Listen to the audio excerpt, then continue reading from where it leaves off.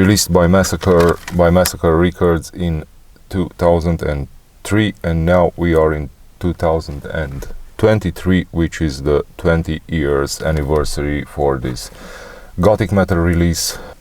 And as usually back in those days, the booklets were some small little masterpieces. It pretty much looks like a book of poetry, because in those days the artists used to invest a lot in the graphics of their materials.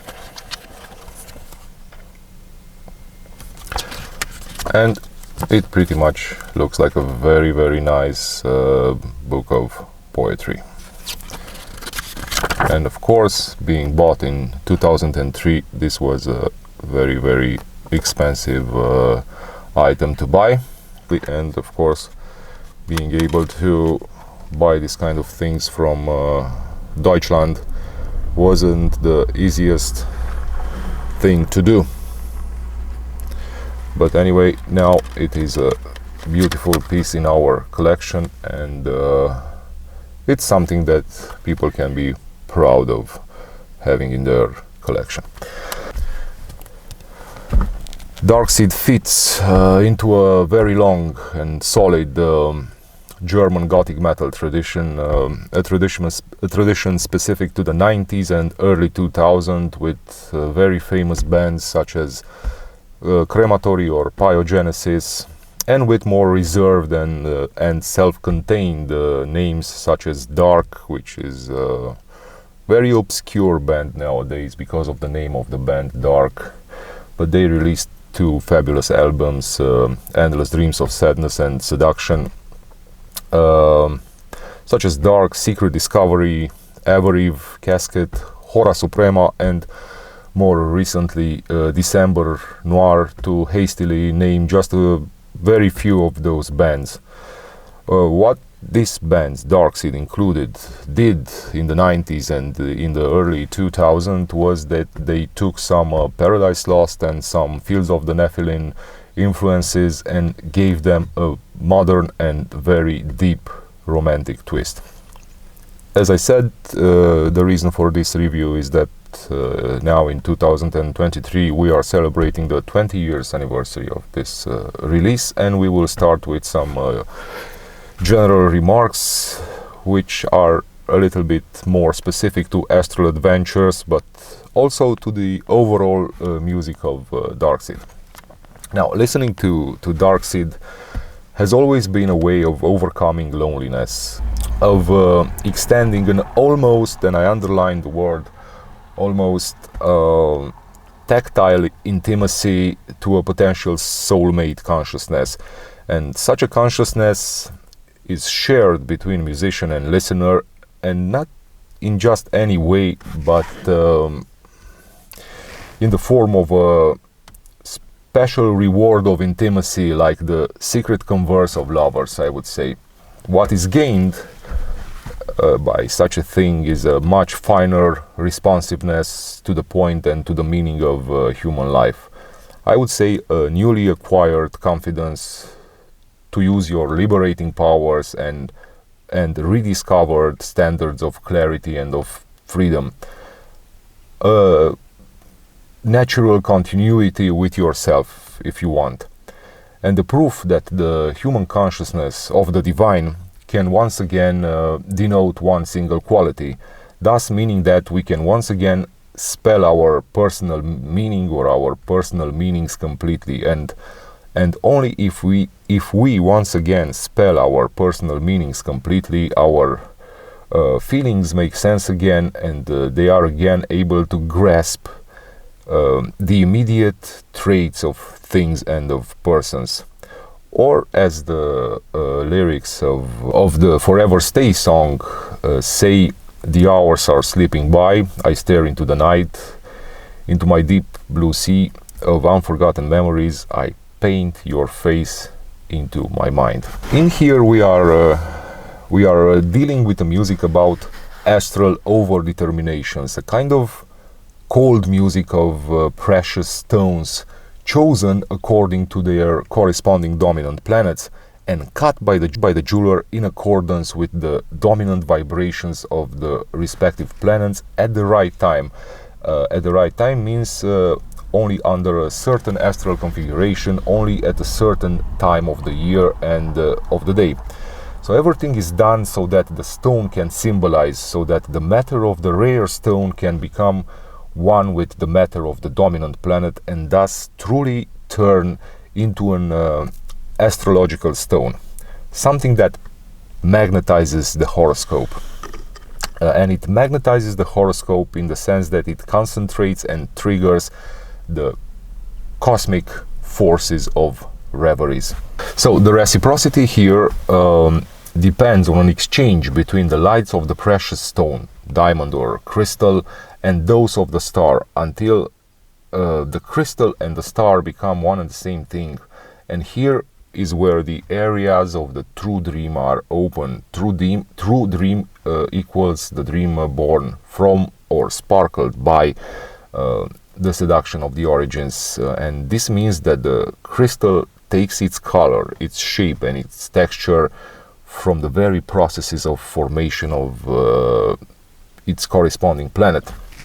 In the period in which Astral Adventures was released, I remember that Stefan Hertricht was already involved with another project called Betray My Secrets, and probably for this reason there are also some tribal influences on this album. I mean tribal beats mostly, and also an unexpected sense of freedom, energy and drive.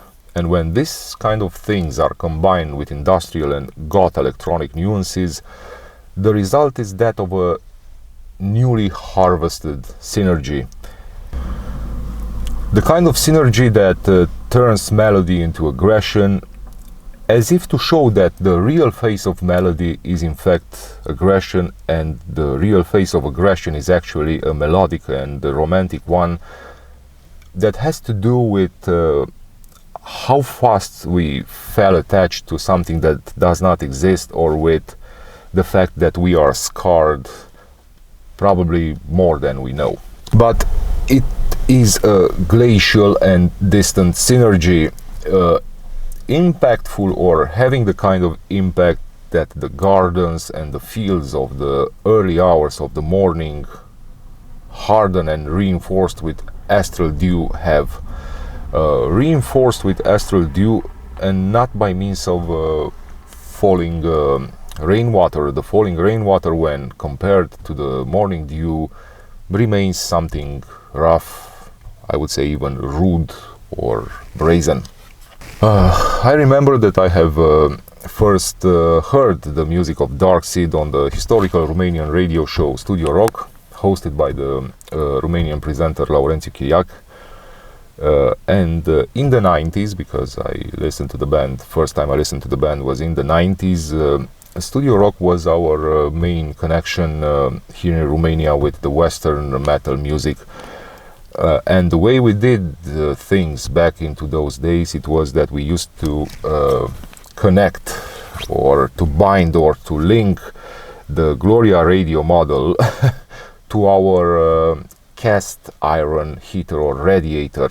In Romanian we call it calorifer de fontă, in order to be able to make the radio work properly and gain the necessary signal. But when Darkseed was first broadcasted by Laurențiu Chiriac on Studio Rock, this kind of improvisation did not work on account of some weird meteorological conditions. So all along the duration of that radio show, in order to make the radio work, I had to enable, so to say, a different kind of circuit for the radio waves and hold the antenna of the radio with my hand. Because back into those days, as I said, nothing was one click away, as some smartphone advertising says it nowadays. And I remember having an almost impossible to control need of headbanging and of imitating the guitars with my hand, and I couldn't do it as I had to hold the fucking antenna of the radio with my hand in order to keep the music running. And it was really frustrating to listen to Darkseed for the first time in your life in such conditions, without having to hold the antenna with your head and with your hand, and not being able to bang and to, you know, play the imaginary guitar with your hands. Because when you hear a good song on the radio, you kind of feel the need to manifest yourself in the room in the dark, because the radio show Studio Rock was broadcasted quite late in the night, and I remember the songs perfectly as I first heard them. It was in broken images from the Romantic Tales, with that unreal and tremendous violin, and also two songs were broadcasted. The first one was in broken images, and the second one was Frozen Tears, with that perfect growl and death metal-like distorted guitars, reminiscent of Anathema's Serenades. So every time Darkseed released a new material, I was, with all my heart, kind of expecting another Romantic Tales, but that never happened again. And yet, as time proved afterwards, beyond any ifs, ands, buts, or any plan B, this was anything but a bad thing, because other unexpectedly spectacular albums followed. Albums which had a decisive and even final influence upon the Gothic metal canon, showing that the band actually still had so many more amazing things to show, and other memorable pages to write in the history of Gothic and of dark metal. And I kind of know that my next statement is going to be a controversial one, both among Darkseed fans and among Gothic metal fans. But the reason for doing this review is not just the 20 years anniversary of the release, but also the fact that I consider Astral Adventures to be the best Darkseed album ever released. Truth be told, in a very tight competition with the band's other albums. Why? Why? Because it is the coldest and the most distant album released in Gothic and in dark metal up to this day, in my opinion. A truly astral adventure, if you want. And this kind of cold and distant element surprised and transported me, made me spellbound, or got the better of my unconfessed yearnings from the very first audition. Basically, when you hear this album for the first time, you instantly get absorbed into its total atmosphere. It instantly becomes a part of your deepest, crystal clear and sacred, daydreaming, airy self, of your coldly intangible self. And other bands have tried to do it to achieve this kind of a cold sound, such as Sentenced, but somehow nobody else managed to reach this kind of cold and intimate and pressed together and sealed distant feeling. Not even Darkseed themselves, because if you listen to Romantic Tales or to Ultimate Darkness, they are still albums that have a warm, after all, warm feeling to them, or a warm feeling to their touch of passion and desire. But Astral Adventure has, if you want, that unique and distant and cold, melancholic quality that Rush's Roll the Bones had in the discography of Rush. But it is exactly due to this kind of reserved, outlying intimacy that the album manages to quintessentialize the experience of listening to a Darkseed album. And I'm pretty much saying this as a person who grew up with Romantic Tales. I kind of know the fact that it received pretty bad reviews from both fans and impartial critics, but I consider them to be, those kind of bad reviews resulted from the fact that both the loyal listeners and the critics got suddenly faced with something a little bit too far into the avant-garde, and with something too unusually surreal in its refined coldness, for those persons to be able to understand what they were actually dealing with. They were, I would say, not visionary enough in order to understand the strange directions used in here. What we are dealing with in here is a diverse and gently non-linear album. It has a perfect continuity and ultra-fine compactness, and that is why it may just seem linear, but it's really not. It's an album where many passages slightly but very significantly venture out of their songs and take an unfamiliar route which can be easily confused with the route of melodic death metal by a superficial listener. And the tenuous or flimsy sense of melody and the distant cold aggression paradoxically offer a huge dynamics, and this kind of dynamics is contained in nearly every song. So we are talking about a fantastic aplomb that makes the descent into the heavier parts almost imperceptible, but clearly solid and perfectly faithful to what was suggested from the very beginning of each song in the introductive part, talking about the natural continuity of the natural feeling conveyed in here. And basically what we find in here, to summarize, could be the following things: some great heavy moments and mid-tempos with inventive and ingenious bridges, some warmly abrupt transitions, and I would even say a hookiness coming from the fact that the guitar distortion is alchemically applied more to the voice than to the guitar itself, making the voice sound surreally metallized and distantly stylized, like coming from a distant interstellar space. Some heavy dissonant riffs are preceding the more relaxed and consonantly resonant riffs within the following modus operandi. If one riff does one thing, the other riff does the other thing, this being perhaps a very good definition of harmonization by the second guitar. The effect is to be found in the release of tension with a different riff. So basically, if one riff does one thing and the other riff does the other thing, this is the real definition of harmonization by the second guitar, and the effect obtained is that it releases the tension. So the tension of the first riff is released with the second riff, and the return to the first section of the melody is always done with a different harmonization. And all these things keep the songs flowing and interesting inside the music, in which it's all in the next step. A music technically demanding but energetic, attractive and distinctive in style.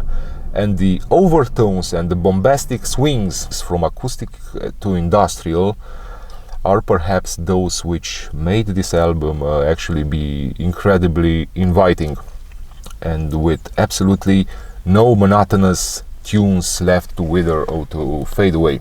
The message of the album is that the deep dream contained in some very personal inner crystals, cold but burning in their watertight or hermetic eyes, the deep dream never sells its riches, unlike your favorite toy from childhood, which, although it gave us so much joy, prepared our path for life and taught us the joys of the moment, somehow lost its strength and fell into sadness.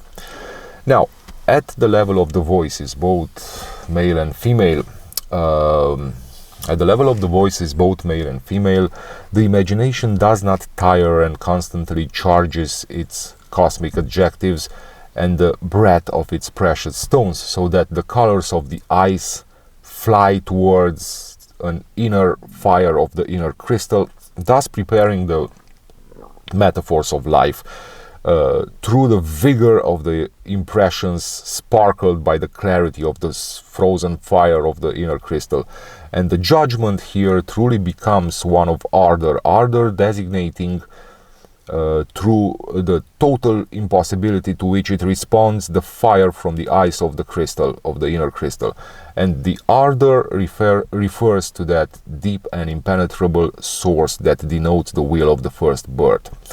But also the hermetic closure of this energy upon itself.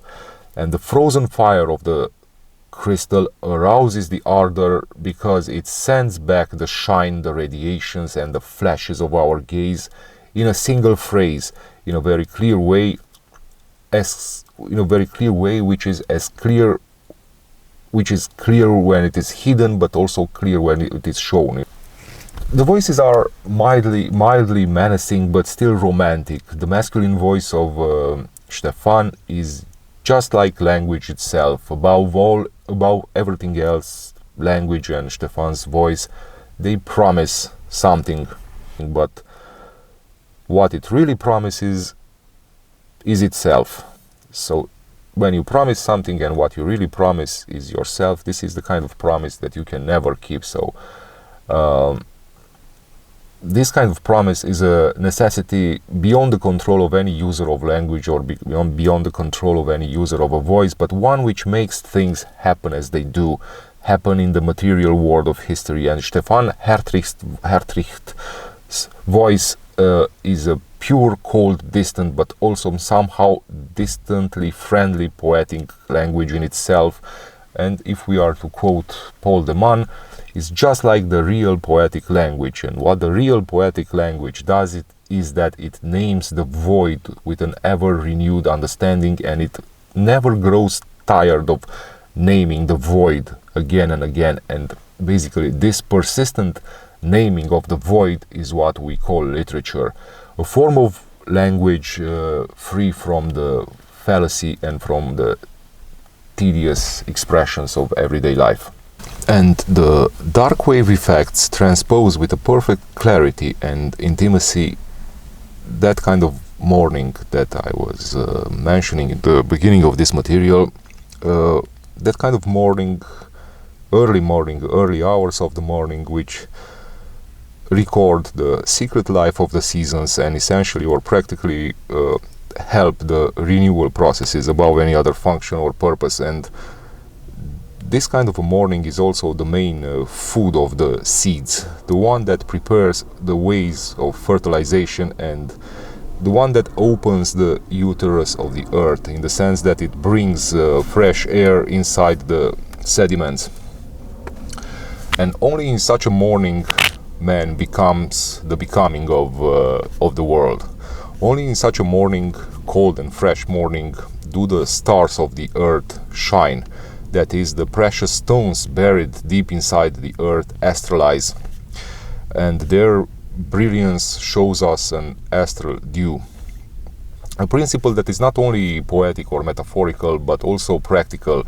A principle also being used by healers who know the secrets of the plants and who know that the plants that are watered with water from fountains, wells, and even with water from rivers, those kind of plants never produce such beautiful fruits as those plants that are moistened and fed with dew. And the rain of revival, if you want to make a reference to the song, the rain kind of needs the ferment of the dew drops in order to become nutritious. And the special dark wave effects go in a unique way hand in hand with the drums, making the drums behave like a resin or like a very pure honey, which attracts the rays of a moderate sun, a pleasant and rationally balanced sun, and which actively, this kind of resin or honey actively stores all the influences and all the values of the sun. And the drums on this album flow like the resin, like the honey, because the resin and the honey, they represent in here an unexpected being of fire and a very distant but modest and well-established power of the sun. In other words, the drums do not come to the fore and they do not show off, but what they do is that they do their job in with a conquering devotion. And basically the drums flow and burn with infinite sense all along the album, and by doing so, by flowing with an infinite sense all along the album, they make all the influences received by the listener hold more solidly than in any other ordinary substance. The rhythmic guitars with their cold, melancholic industrial sound, the sound heated also in a cold way by the permanent suggestion of nostalgia's distances, capture the birth of each day in our lives, because each song seems to speak through the rhythms of the guitars about a decisive day in our lives. And pretty much the guitars capture the birth of such special days but they capture the birth of such special days from the dominating coldness of the stars. Idea that is rendered in a very special idea that is rendered through a very special and relentless distortion. And here the distortion does not give in for 1 second and does not leave at any point the totalitarian atmosphere of this album. And this kind of birth of a special day is also dominated by a kind of purity of the coldness, one protected from the alterations of everyday life, and one which is sufficiently aggressive in order to be able to maintain its impenetrability. Thus, the purity of coldness fears nothing, imposes itself strongly and arouses in an even stronger manner the powers of the decisive sensitivity in the listener, because the sensitivity, or this kind of sensitivity, has the ability to live in the world without being possessed by any worldly spirit and without the need to pay any kind of honor or any kind of homage or to honor in any way any kind of worldly debts.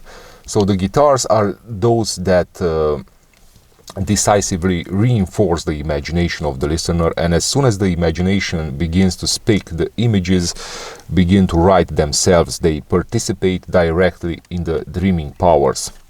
And the effect is that of a depth, or of a deep space without, or of a depth, yes, something very deep but without space, and if it is without space, it is also without shadows, just metallic overtones floating all over the place.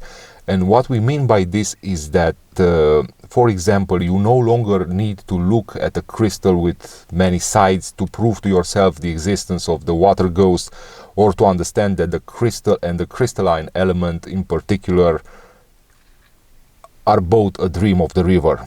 In the very continuation of this logic, but at the level of the bass lines, which in a very, very interesting way, the bass is conjugated in an expressive and decisive way with a female voice.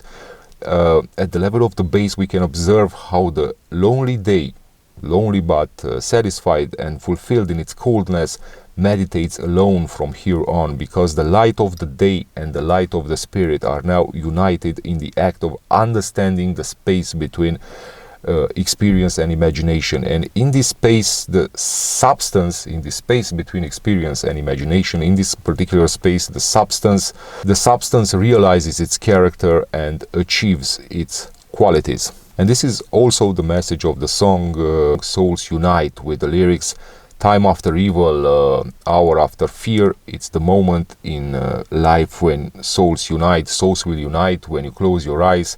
Souls will unite, then the sun will rise, the summer smite. Someday the sun will warm your face and heat your soul when you sit happily in the sand and unite with the stars. As a final remark, the only exquisitely fragile solar presence in here, because otherwise, as I said, it is a very cold and distant album, but the only exquisitely fragile solar presence in here is that of the female voice, which is also uniquely interpreted in the Gothic and in the dark metal landscape by Sasema, a lady who also played with Haggard. And in this case, it is about that solar reflex of the flowers that want to contemplate the sun over and over again or continuously, and to contemplate the sun even from distances that don't seem to make much sense anymore. And the will to contemplate the sun from distances that perhaps have no meaning in this act of contemplation speaks to the fact that those kind of flowers want to gaze at the sun regardless of the distance, because they know that both the exuberant expressions and the restrained expressions increase in their own strange ways the dynamic laws, which dynamic laws under such influences, and even in this kind of conditions of remoteness, the dynamic laws continue to exchange their centers of gravity. And here the coldly gentile and delightful understanding reveals a sunny universe of gentile, precious, favorite crystals and lucky stones. Vielen Dank, Herr Hertricht, für Ihre wunderschöne kosmische Poesie. Dankeschön.